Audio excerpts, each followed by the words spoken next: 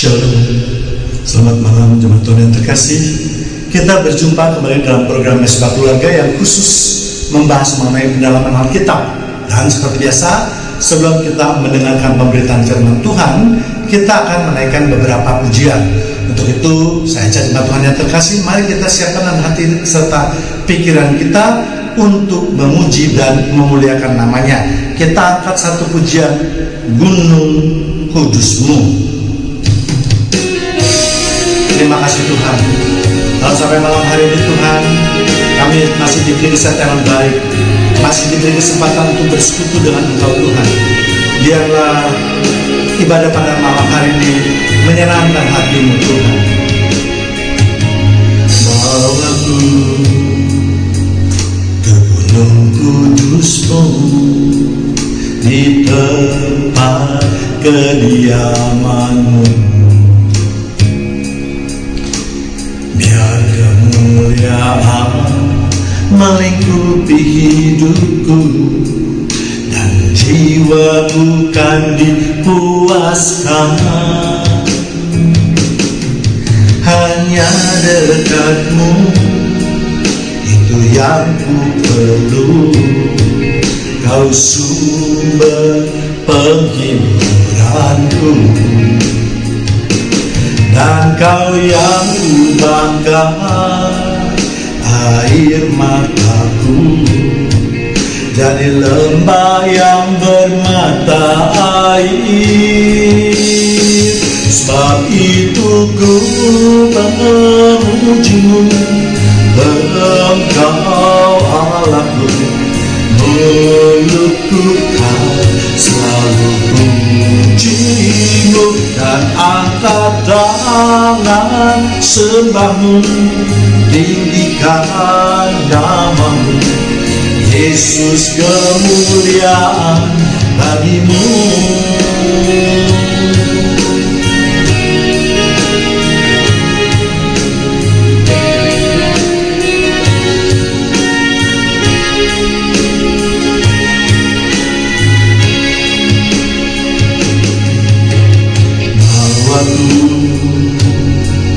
Ke Gunung Kudus-Mu, di tempat kediaman-Mu. Biar kemuliaan melingkupi hidupku, dan jiwaku kan dipuaskan. Hanya dekat-Mu, itu yang ku perlu. Kau sumber penghiburanku,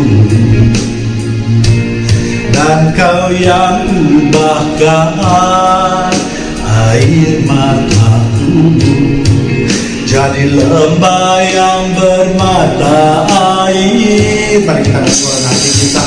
Sebab itu ku memuji-Mu, Engkau Allahku.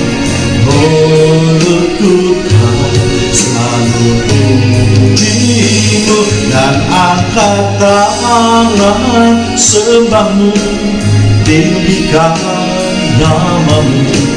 Yesus, kemuliaan bagi-Mu.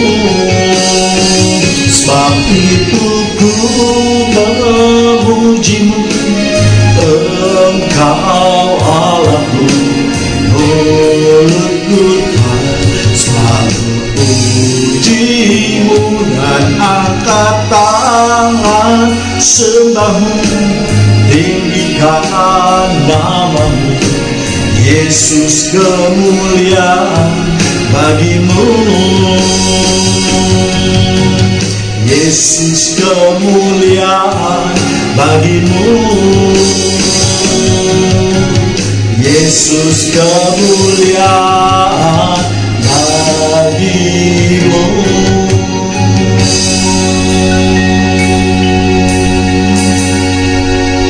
Mari kita terus mengatasi hati kita. Fokus kita hanya pada Tuhan pada malam hari ini. Kita mau berikan yang terbaik di dalam pujian penyembahan pada malam hari ini. Yesus, aku cinta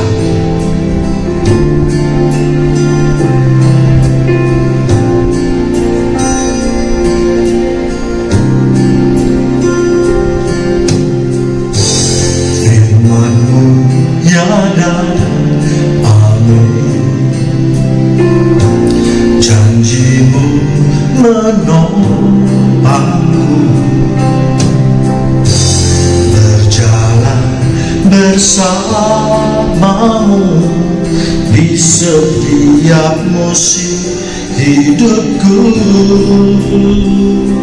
Yesus, aku cinta padamu. Yesus, tetaplah bersamaku. Tiada yang dapat menggantikanmu. Engkaulah jaminan hidupku. Mari kita lebih mengimani pujian dan penyembahan ini.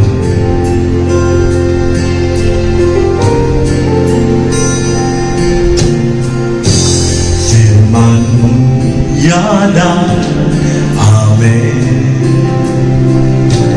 janji-Mu menopangku, berjalan bersamamu di setiap musim hidupku. Yesus, Yesus, aku cinta padamu. Yesus, tetaplah bersamaku. Tiada yang dapat menggantikanmu. Engkaulah jaminan hidupku.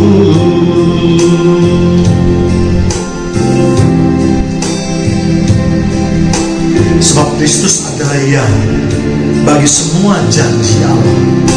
Itulah sebabnya oleh Dia kita mengatakan amin untuk memuliakan Allah. Sebab Dia telah meneguhkan kami bersama-sama dengan kamu di dalam Kristus. Yesus, aku cinta padamu. Yesus, tetaplah bersamaku. Tiada yang dapat menggantikanmu. Engkaulah jaminan hidupku. Tiada yang dapat menggantikanmu. Engkaulah jaminan hidupku. Sekali lagi kita mau katakan, tiada yang dapat menggantikanmu. Engkaulah jaminan hidupku.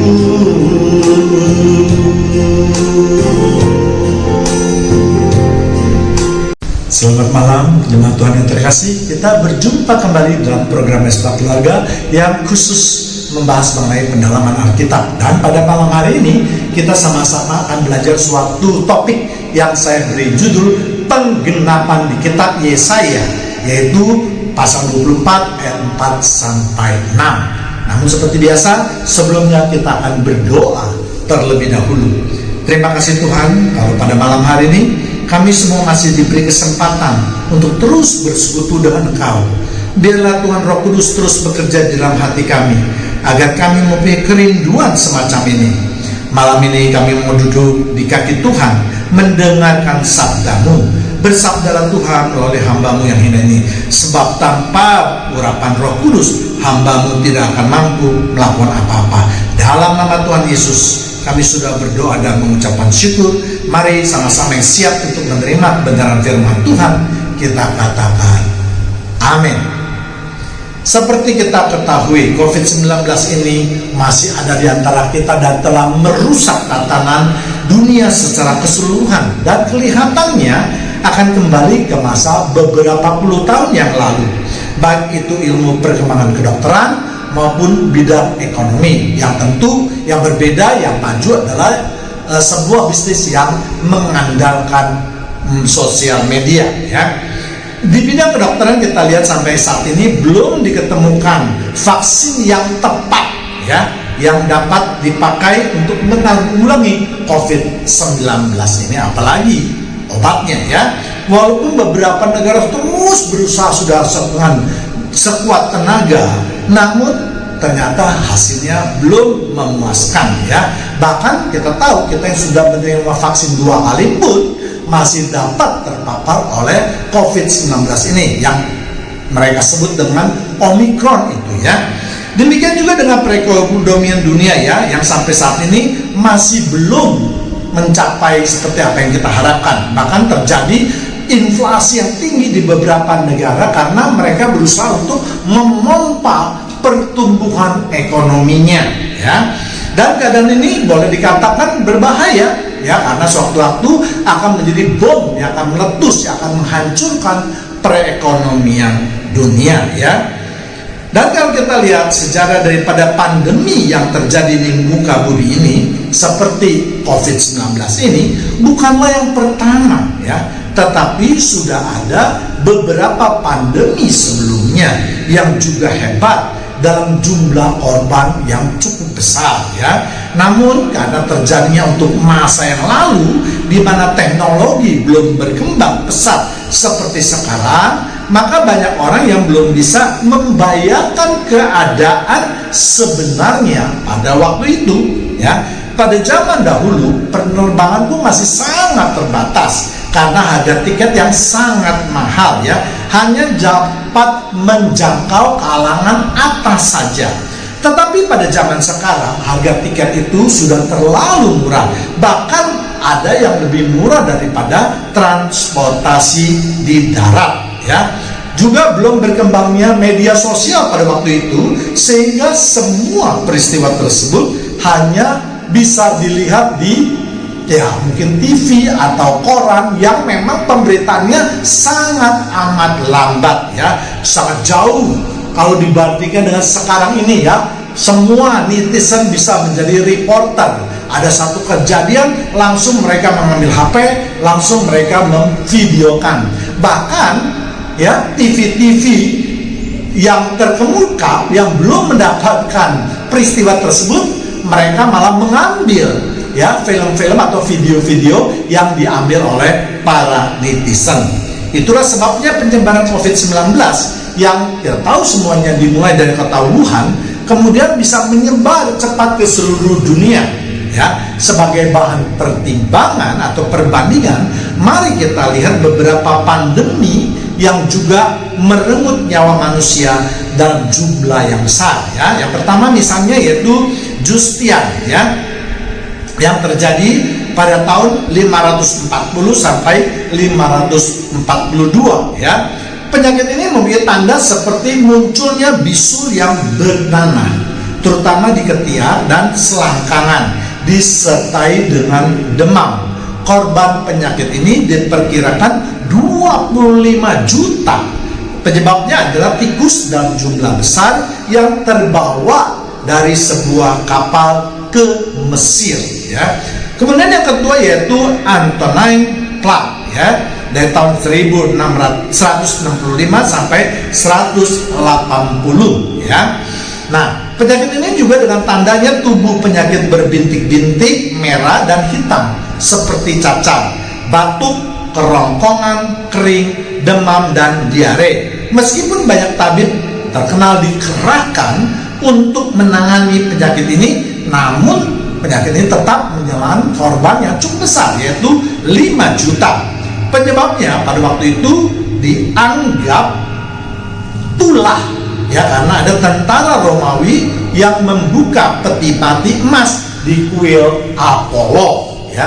Kemudian yang ketiga yaitu dikenal dengan The Black Death ya, 1347 sampai 1352. Terjadi pertama kali yaitu di Sisilia di Italia, yaitu karena pembunuhan orang-orang Mongol di Laut Mati, kemudian dibawa oleh tentara ke Eropa atau ke Italia.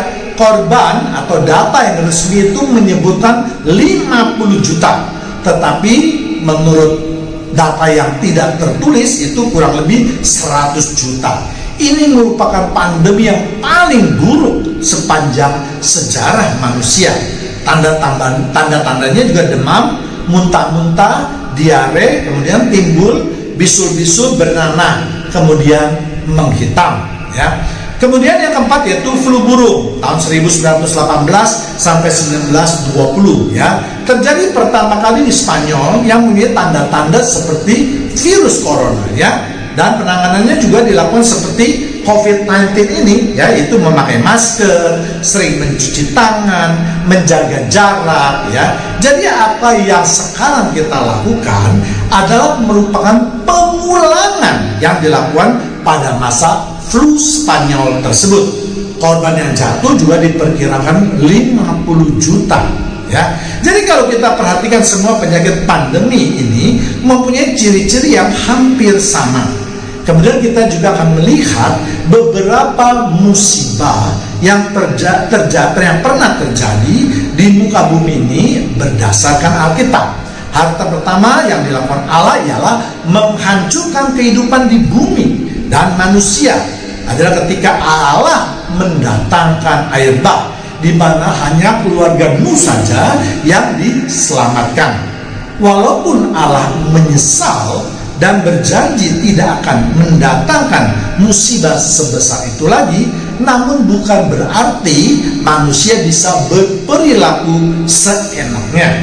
Hal lain juga yang dilakukan oleh Allah yaitu terhadap ini bersifat lebih lokal, yaitu penghancuran kota Sodom dan Gomora. Lagi-lagi dengan alasan yang sama, yaitu perilaku manusia yang sudah rusak, sehingga Allah muak dan Allah merasa tujuan penciptaan telah melenceng dari kehendaknya. Untuk itulah kedua kota tersebut akhirnya dihancurkan atau dimusnahkan ya. Memang di dalam kitab Perjanjian Baru kita tidak menemukan musibah yang Tuhan Yesus lakukan. Namun kita harus ingat di kitab Wahyu kita sering diingatkan bahwa bumi akan mengalami suatu musibah yang cukup mengerikan ya. Sekali lagi kita sebagai umat harus peka terhadap pesan apa yang ingin Tuhan sampaikan melalui COVID-19 ini ya. Saya pernah menyampaikannya dalam beberapa kesempatan yang lalu mengenai COVID-19 ini. Itu jemaat Tuhan yang terkasih dapat mencari video-video saya yang lain yang berhubungan dengan COVID-19 ini. Namun pada hari ini kita hanya akan berkonsentrasi pada nubuat seorang nabi besar di dalam Perjanjian Lama, yaitu Yesaya. Mari kita lihat di Yesaya 24 ayat 5 sampai 6. Bumi cemar karena penduduknya, sebab mereka melanggar undang-undang, mengubah ketetapan dan mengingkari perjanjian abadi. Nah, sebab itu sumpah serapah akan memakan bumi dan penduduknya akan mendapat hukuman. Sebab itu penduduk bumi akan hangus lenyap dan manusia akan tinggal sedikit. Kalau kita membaca dari ayat pertama, maka itu menggambarkan firman Allah yang hendak menghancurkan bumi dan manusia. Karena Allah sudah muak dengan perilaku manusia. Allah pernah beberapa kali menghancurkan bumi dan manusia karena perilaku manusia yang sudah tidak lagi menghiraukan hukum-hukum Tuhan ya. Sekarang yang menjadi pertanyaan adalah mengapa tiba-tiba pandemi yang berupa COVID-19 ini melanda dunia, walaupun ada yang menafsirkan bahwa ini adalah akhir zaman ya, namun saya lebih condong menafsirkan sebagai bagian dari peringatan Tuhan terhadap umatnya yang kerap kali memberontak terhadap Tuhan. Kalau kita perhatikan di Alkitab, khususnya di kitab Perjanjian Lama seperti tadi sudah saya sebutkan, yaitu mengenai air bah dan pemusnahan Sodom dan Gomora ataupun hukuman-hukuman lain yang dijatuhkan oleh Tuhan, semuanya itu karena Tuhan muak terhadap perilaku manusia ya, umat yang tidak mau ya mengikuti perintah Tuhan. Mari kita lihat di Yesaya pertama, yaitu Yesaya 24 ayat 5. Bumi cemar karena penduduknya, sebab mereka melanggar undang-undang, mengubah ketetapan dan mengingkari perjanjian abadi. Dikatakan tadi bumi sudah cemar karena penduduk penduduknya, ya. Artinya apa? Artinya perbuatan manusia sekarang ini sudah banyak yang melanggar kehendak Tuhan.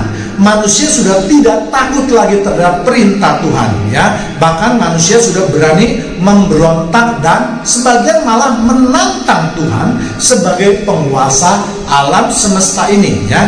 Manusia berbuat apa saja yang mereka kehendaki, ya. Kemudian kalimat yang kedua itu mereka melanggar undang-undang. Undang-undang yang mana? Tentu bukan undang-undang yang dibuat oleh manusia, tetapi undang-undang tersebut adalah hukum Tuhan, ya. Misalnya saja Tuhan menyuruh manusia untuk beristirahat pada hari yang ketujuh, tetapi ya masih banyak umat yang tidak peduli, ya. Kemudian Tuhan juga menyuruh jangan membunuh. Banyak juga ya orang yang melakukan perbuatan membunuh. Tuhan menyuruh jangan berzina. Banyak juga manusia-manusia yang berzina. Bahkan mereka berani berbisnis yang berhubungan dengan zina dan seterusnya. Dan kalau kita mau terus mencari berbagai kesalahan manusia terhadap hukum Tuhan, saya rasa banyak sekali, ya, yang memang hukum Tuhan sudah dilanggar oleh manusia, ya. Bahkan karena sudah terlalu banyak, sudah terlalu biasa, akhirnya pelanggaran-pelanggaran itu dianggap sebagai suatu perbuatan yang biasa-biasa saja, ya. Bahkan tidak lagi dikategorikan sebagai perbuatan yang melanggar hukum Tuhan, ya. Kemudian ada kalimat lagi, mengubah ketetapan dan mengingkari perjanjiannya. Ya, artinya banyak hukum Tuhan yang dipelintir demi memuaskan hawa nafsu seseorang. Ini tidak hanya terjadi di orang dunia saja, tetapi juga di dalam kalangan gereja. Bahkan para pengkhotbah berani memelintir ayat-ayat yang ada di dalam Alkitab demi menunjang tujuannya. Ya, banyak sekali orang yang berani mengubah ketetapannya dengan cara menafsirkan ayat secara sepotong-sepotong, ya, untuk menunjang pendapatnya, ya. Ya, banyak sekali juga fungsi gereja yang sudah tidak lagi berfungsi sebagaimana mestinya, tetapi dijadikan lahan untuk berbisnis. Sedangkan arti perjanjiannya adalah perjanjian yang utama dan abadi, di mana Tuhan sering berkata, aku akan mengangkat kamu menjadi umatku dan aku akan menjadi Allahmu selama-lamanya. Keluaran 6 ayat 7. Jadi ada suatu perjanjian atau ikatan yang berlaku antara umat dengan Allah, di mana jika umat berjanji akan taat terhadap semua perintahnya, maka Allah akan menjaganya. Dan kelihatannya sekarang perjanjian tersebut juga tidak dihiraukan lagi. Bahkan mungkin sebagian umat sudah tidak merasakan adanya perjanjian tersebut, karena manusia sekarang sudah hidup dengan kekuatannya sendiri dan melupakan kuasa Allah di dalam kehidupan mereka, ya. Kemudian kita lihat ayat 6. Sebab itu sumpah serapah akan memakan bumi dan penduduknya akan mendapat hukuman. Sebab itu penduduk bumi akan hangus lenyap dan manusia tak akan tinggal sedikit. Dikatakan tadi, sebab itu sumpah serapah akan memakan bumi, ya. Dan sebagai hukuman atas perbuatan manusia yang sudah rusak itu, maka Allah akan mengutuk bumi dan akan mengutuk bumi serta akan menghancurkan semua perbuatan manusia tersebut. Mengapa Allah mengutuk bumi? Karena bumi merupakan tempat yang sangat penting dan satu-satunya tempat manusia untuk dapat hidup, ya. Tanpa tanah atau bumi, manusia ini akan mengalami banyak kesulitan, ya. Misalnya tempat di mana manusia kita akan tinggal, di mana kita akan membuat rumah, di mana kita akan menanam tanaman, di mana kita akan melakukan aktivitas kita dan seterusnya, ya. Itulah sebabnya Allah mendatangkan berbagai musibah yang belum pernah atau sangat jarang terjadi sekarang ini, ya. Misalnya adanya hujan es di daerah-daerah tropis yang sebelumnya tidak pernah terjadi, bahkan gumpalan-gumpalan es yang sebesar buah golf, bahkan ada yang sebesar buah kasti yang jatuh dari langit, ya. Demikian juga ada banjir di berbagai tempat. terutama di padang gurun di daerah Arab misalnya, daerah yang tandus, yang kekurangan air, sekarang bisa terjadi banjir. Ya, itu sesuatu keanehan dan memang mungkin tidak dapat kita jelaskan dengan logika manusia. Ya. Kemudian yang kedua yaitu penduduknya akan mendapat hukuman. Ya, setelah itu pun ya, kalau manusia tetap melanggar hukum Allah, maka Allah akan menghukum manusia. Bagaimana cara menghukumnya? Yaitu dengan mengadakan berbagai musibah yang besar yang tidak dapat ditanggulangi oleh manusia. Ya. Kemudian ada perkataan lagi, sebab itu penduduk bumi akan hangus lenyap. Dan tujuan semua itu adalah untuk menghanguskan atau memusnahkan penduduk bumi. Ya, artinya segala perbuatan yang Tuhan berikan adalah bertujuan untuk membuat manusia menjadi binasa. Ya, sama seperti peristiwa air bah ataupun Sodom dan Gomora. Tuhan sudah muak dengan perilaku manusia yang kian hari kian bertambah rusak. Maka Tuhan akan menghapuskan atau melenyapkan manusia. Ya, Tuhan ingin mengingatkan bahwa peristiwa Sodom Gomora itu akan terjadi lagi. Memang Tuhan tidak akan melakukan dengan cara yang sama, tetapi Tuhan mempunyai banyak cara untuk menyatakan kuasanya, dan salah satunya dengan COVID-19 ini. Ya, dan manusia akan tinggal sedikit. Ya, artinya Tuhan akan menyeleksi mereka yang hidupnya berkenan, yang akan diselamatkan, sedangkan mereka yang hidupnya tidak berkenan di hadapan Tuhan akan dimusnahkan. Itulah arti dari kitab Yesaya 24 ayat 5 sampai 6. Ya, lalu bagaimana jika dihubungkan dengan adanya COVID-19 ini? Seperti kita ketahui ayat ini, banyak sekali fenomena alam yang ajaib. Ya, yang tadi misalnya yang tadi saya katakan, ya, daerah panas terjadi es, bahkan ada tanah yang bergerak yang dapat menelan semua yang ada di atasnya. Ya, banyak sekali hal-hal atau kejadian-kejadian alam di samping yang konvensional, misalnya gunung Merapi meletus, ya, iklim yang tidak tentu dan seterusnya. Ya, jadi mari jemaat Tuhan yang terkasih, tentu kita tidak ingin menjadi bagian yang akan dimusnahkan oleh Tuhan. Ya,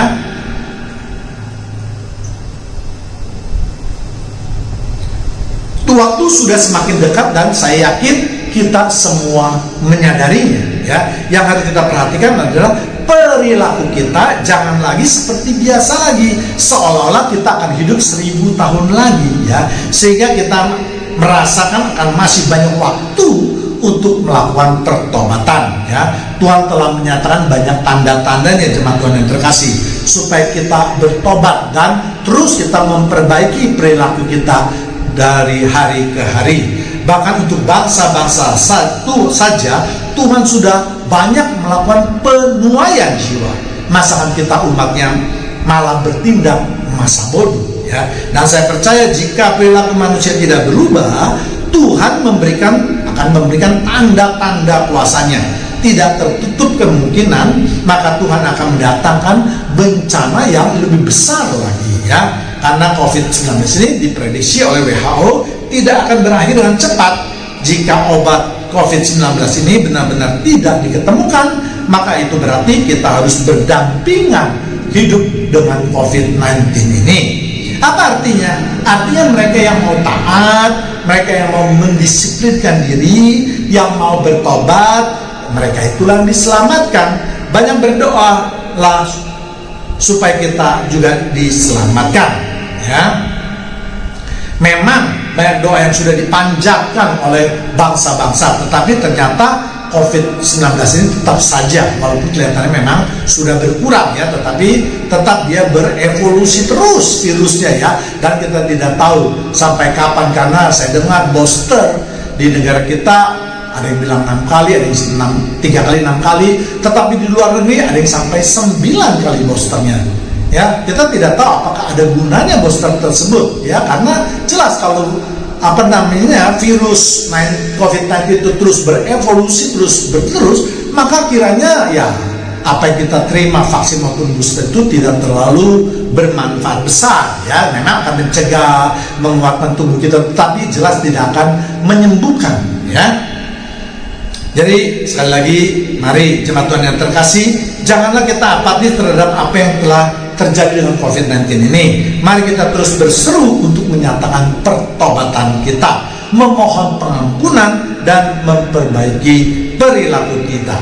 Berdoa, memuji, menyembah, bersekutu dengan Tuhan adalah perbuatan yang sangat baik, tetapi yang juga Tuhan inginkan adalah yang terbaik. Ya, dari untuk itu berikan yang terbaik dalam setiap ibadah, ya, dan juga tentu hidup takut akan Tuhan. Jadi yang harus menjadi sasaran dari pertobatan kita ini bukan hanya saja di bibir saja, sebab banyak sekali di antara kita yang menyatakan bahwa oh iya kita mau mengubah hidup kita mau bertobat, kita mau ini, kita mau itu, tetapi pada kenyataannya, faktanya dia tetap melakukan hal yang sama, ya. Begitu, mari sekali lagi kita siapkan hati kita untuk pertobatan, ya. Demikianlah pemberitaan firman yang dapat saya sampaikan pada malam hari ini. Kita tundukkan kepala kita kembali. Terima kasih Tuhan kalau pada malam hari ini kami umat-Mu telah diingatkan kembali akan kebesaran dan kuasa Tuhan. Ampunilah kami umat-Mu yang sering kali mendukakan hati Tuhan. Untuk itu kami terus memohon kepada Roh Kudus agar mata kami terus dicelikan dan hati kami terus diberi kekuatan untuk melaksanakan firman-Mu sesuai dengan kehendak Tuhan. Dalam nama Tuhan Yesus kami sudah berdoa dan mengucapkan syukur. Haleluya. Amin. Kita baru saja mendengarkan sebagian daripada kebenaran firman Tuhan. Kini saatnya kembali kita untuk menyembah Tuhan. Mari jemaat Tuhan yang terkasih, kita siapkan hati dan pikiran kita. Kita angkat satu pujian. Tuhan, inilah hidupku. Benar Tuhan, malam ini kami mau menyerahkan hidup kami di tangan Tuhan. Sebab kami tahu rancangan-Mu adalah yang terbaik buat hidup kami Tuhan. Amin.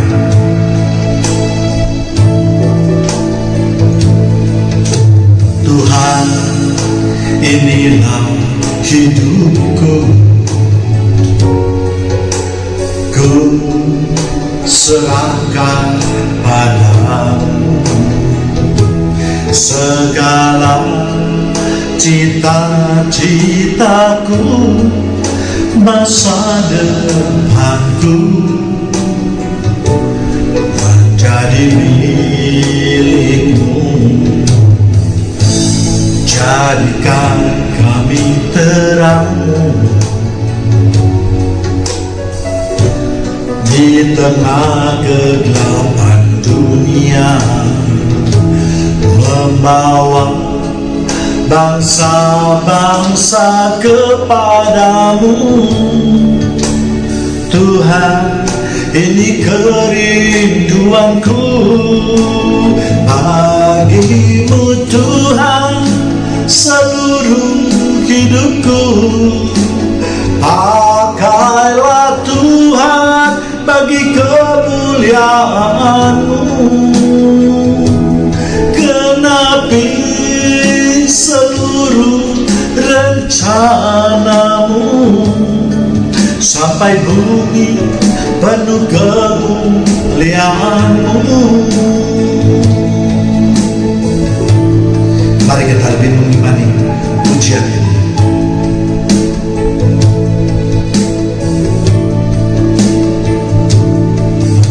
Tuhan, inilah hidupku, ku serahkan padamu. Amin. Segala cita-citaku, masa depanku menjadi milik-Mu. Jadikan kami terang-Mu di tengah kegelapan dunia, membawa bangsa-bangsa kepadamu. Tuhan, ini kerinduanku bagi-Mu Tuhan, seluruh hidupku. Pakailah Tuhan bagi kemuliaan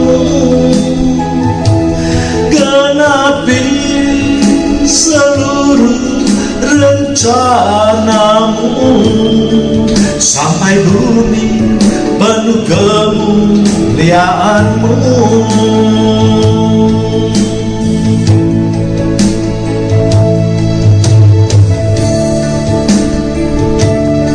Lalu aku mendengar suara Tuhan berkata, siapakah yang akan kuutus, dan siapakah yang mau pergi untuk aku?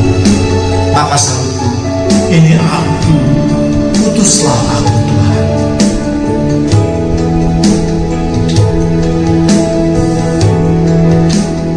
Adit untuk seluruh hidupku, pakailah Tuhan bagi kemuliaan-Mu, genapi seluruh rencana-Mu, sampai bumi penuh kemuliaan-Mu, sampai bumi penuh kemuliaan-Mu, sampai bumi penuh kemuliaan-Mu.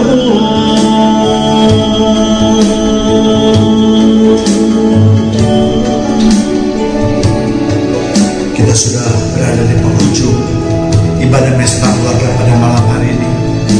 Untuk itu jemaat Tuhan, inilah pujian yang terakhir. Tuhan, aku rindu.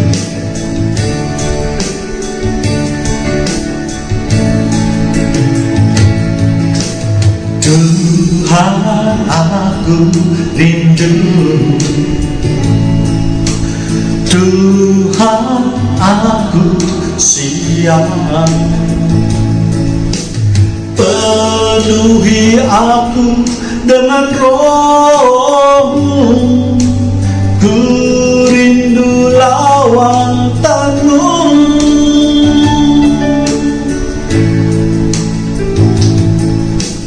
Tuhan, aku rindu.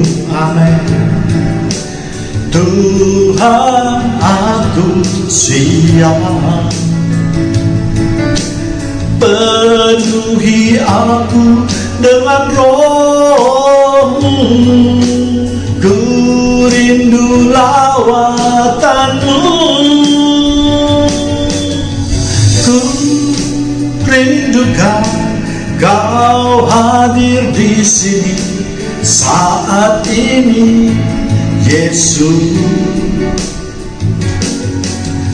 Ku rindukan Roh-Mu mengurapi saat ini, Tuhan.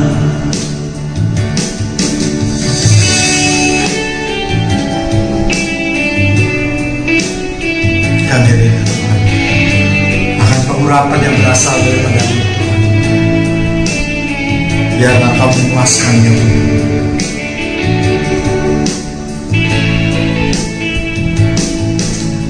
Tuhan, aku rindu. Tuhan, aku siap. Penuhi aku dengan Roh-Mu, ku rindu lawatan-Mu.